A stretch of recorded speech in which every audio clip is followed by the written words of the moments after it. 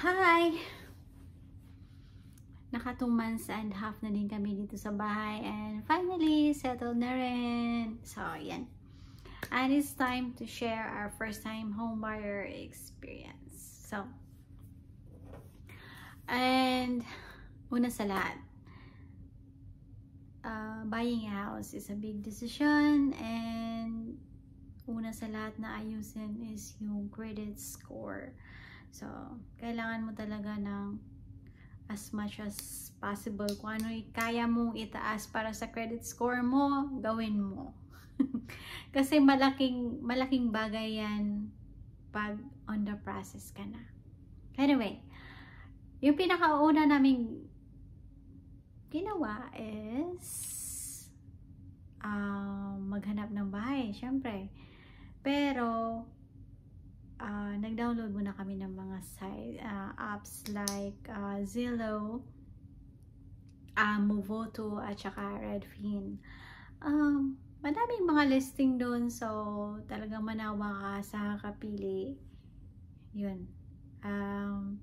Nag-start kami noong February 2024 at natapos kami nung final decision kami noong December 2024. So, parang it's quite a long journey na din.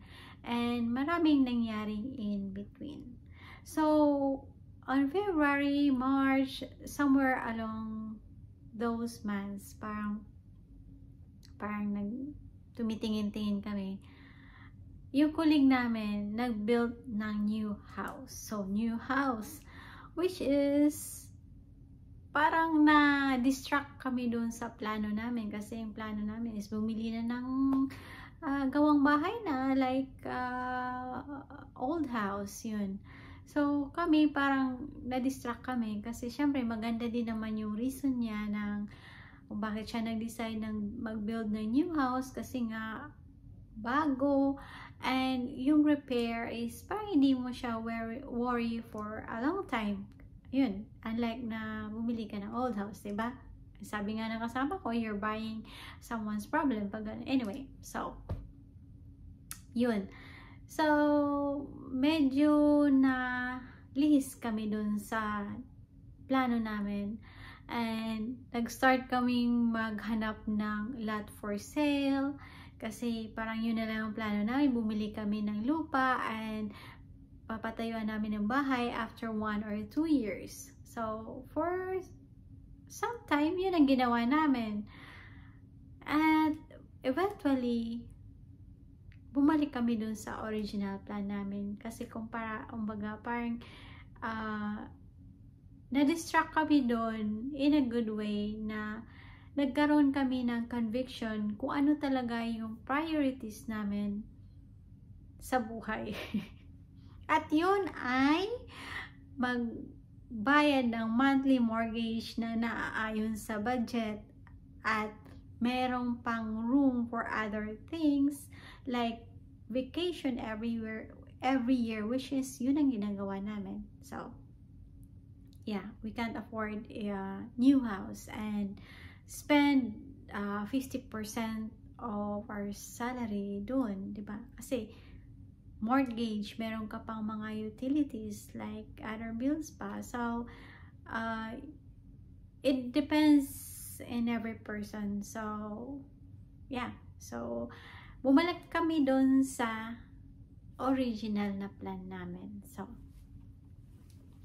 next nun is nag-apply kami ng pre-approval loan. So, dito na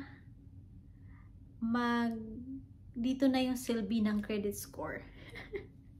Kasi yung hindi lang isa yung lender na kinontak ko. Yung pinakauna ko palang kinontak na lender is yung Rocket Mortgage kasi sila yung lagi kong nakikitang may ads. Next, yung local lender is Homestead, Delmar, at saka Prime Lending. And guess what? Magugulat ka. Iba-iba yung rate na binibigay nila. And pag nagbigay na sila ng estimate na monthly mo, meron talagang $100, $200 difference, which is still money na pwede mong ibayad dun sa groceries mo, water bill, electric, or internet. So, even though na ang mangyayari niyan, marami kang makakausap na lender along the way. So, parang mag-build kayo ng rapport kasi lagi kayo nag-uusap, no? Pero, at the end, isipin mo na ikaw yung end user. At the end, ikaw yung magbabayad. So, kahit, ang difference talagang, it matters. So, yun. Mag-shop ka ng, lender shopping. So, yun. Just make sure na mataas yung credit score mo. Kasi, every hard inquiry, lahat yun kasi in-applyan ko ng pre-approval. So, lahat yun, hard inquiry dun sa credit score ko. So, lender shopping is good. Make sure lang na mataas yung credit score mo para sa ganun karaming hard inquiries is hindi niya ganun ka baba, ma-pull down yung credit score mo. Anyway, pre-approval pa lang naman yan, hindi ka pa naman bibili eh. So, I think it will take you months na makapag-decide na bumili ng bahay. By that time, naka-recover na yung credit score mo. Anyway, so, pagdating naman sa agent, ang agent is binibigay ng apps like Zillow. Sila yung mag-assign sa'yo. Sa experience namin is swerte lang kami dahil yung napunta na agent sa amin is hindi siya humingi kaagad ng pre-approval at hindi din siya kaagad nagpa-sign ng exclusivity contract. Unlike other agents na hindi pa nga niya kami na-showed kaya sa isang bahay, humingi na kaagad ng pre-approval or di kaya ng papasign na kami ng contract, which is off. Anyway, sinasabi kasi nila na baka mawalan daw sila ng lisensya, anyway, we know naman na ways lang nila yun para makakuha ng client. Anyway, yung agent namin is na-tour niya na kami ilang bahay na bago pa siya nagpa-sign at humingi ng pre-approval. So, iba-iba yung mga agent. So, from February to December is mailan-ilan na din yung mga bahay na na-tour namin. Siguro mga 7 lahat in total. So, meron kami isang bahay doon na tour. Malaking bahay siya. Siyempre maganda, no? Nung pumasok na kami, doon mo na may imagine na hindi naman pala lahat ng malaking bahay is maganda. Minsan yung bahay na yun nakaka-overwhelm kasi dalawa lang kaming titira doon. Meron siyang basement. Ang basement niya, meron siyang I think hindi finish yung basement. Yung mga wirings is nakalitaw. Meron ding sunroof dun sa tawag dito. Parang balcony siya. So, maganda. Pero parang, yun nga, nakaka-overwhelm ang basement. Parang madami pang gagawin. So, it's a no. Yung isa pang bahay na pinuntahan namin is yung kasing laki lang siya ng apartment namin. At saka yung mortgage niya is very, very affordable. Baga, hindi ka na mag-worry ng monthly kung baga kayang-kaya. Kaya lang, tapos parang, nung tinitingnan ko siya sa Zillow, parang iniisip ko, ay ganito na yung gagawin ko, ay ito yung papalitan ko. Pero nung pumunta na kami doon, nag-house tour na kami, parang napaisip mo din sa sarili mo na, oh, you deserve better. Yun, mayroong mga moments na ganun. No matter na how you want to save, pero minsan may isip mo din na, yun nga, you deserve better. So, yun.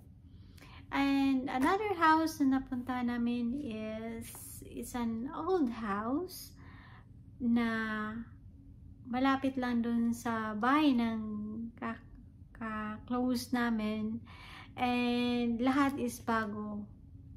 Flooring, roof, yung HVAC niya, lahat bago. But the downside is yung tax niya is 6,000 a year. Imagine mo yun kung mura nga yung mortgage mo, pero yung tax mo naman is ganun kalaki. Hindi ka din, malaki din yung naiambag nun sa mortgage mo. So, it's a no din. Doon, nag-offer kami nun, pero tinapatan lang namin. Kaya lang, on that day, nag-open house sila. So, kumbaga marami ka ng competitor. So, parang wala lang din. So, yeah, it's a no. So, one thing pala dun sa ng mga bahay nag-open house is marami kang kakompetensya dun sa ano, pag nag-o-offer na dun sa seller. Kasi parang ang nangyayari is bidding yung nangyayari. Though yung asking price nila is ganito, ganyan, like 230, yung ibang buyer is willing na magbayad more than that para lang makuha yung bahay. So, that's one thing. I think open house is more on the advantage ng seller kasi parang marami siyang makukuhang offer eh. Pag ano naman, pag sa seller na side is very yung competition is stiff. So, yeah. So, yan yung mga na ano naming bahay. Meron din doon yung parang cute siya na bahay na malapit lang din sa workplace. Maganda yung painting and ganun. Pero, it's very old house. Like 1945. Maganda siya sa loob. May basement din na unfinished. Pero, I mean, for the price of 200 plus, I mean, I'm not, no, I think it's a no. Pero cute yung bahay. Ayoko lang yung parang, sa ganong price is may makikita ka naman na 1990s, 1980s. Pero, year, yung 200 something niya, I think it's 220. Pero yung year niya is 1945. Parang mapapaisip ka din na, I mean, you can find a better than that. Kasi mayroong mga 220 din na ang year is 1990, 1990s, 1980s, diba? I mean, 1945 is too old. Saan mananawa ka din sa katambay sa Zillow? Walang magandang bahay. Pero pag swinerte ka naman, meron kang 3 bahay na pagpipilian. Like what happened sa amin nung somewhere in November. Parang all of a sudden, meron kaming pinagpipilian na 3 bahay. And mahirap walang pagpilian. Mahirap din kung marami kang choices. So, at this time, hiningi na namin yung help ng aming elder na samahan kami mag-house tour dun sa 3 bahay. And isa pa dun sa mga nangyari is, yung isang bahay is gusto ng husband ko tapos ako hindi. But, binalikan namin yun with our elder and parang suddenly, parang, nag-iba na yung pananaw ko, parang naging okay na din. And according dun sa elder namin is, mas okay yung bahay na to kaysa sa 2 pinuntahan namin. So, yeah, I mean, nung day na yun is pinag-pray ko din na sana yung mapili namin na bahay is talagang para sa amin. So, yun, on that day, November 8, 2024 is nag-offer kami. So, kung ano yung asking price nila na 229 is tinapatan lang namin. And the next day, Saturday, yung agent namin is nag-message na yung seller binump yung price ng bahay from 229 to 236. Di ba? Wow! Pero, I mean, we're not ready to match that price. So, but we're willing to meet halfway. So, nag-counter back kami ng 232 and that's it. By Sunday, nag-reply na sila and they accept our offer. So, we have a deal already. So, by Monday, yung agent is assign ng paper contract ng buyer and seller. It's a lot of paperwork actually, nakaka-overwhelm din kasi syempre nagsasign ka, parang feeling mo kailangan naman talaga you have to read everything na pipirmahan mo, di ba? Yun naman ang tama. Kaya lang parang nakaka-overwhelm, ang daming paperwork. So by Monday, yun nga, nagkaroon ng buyer and seller agreement.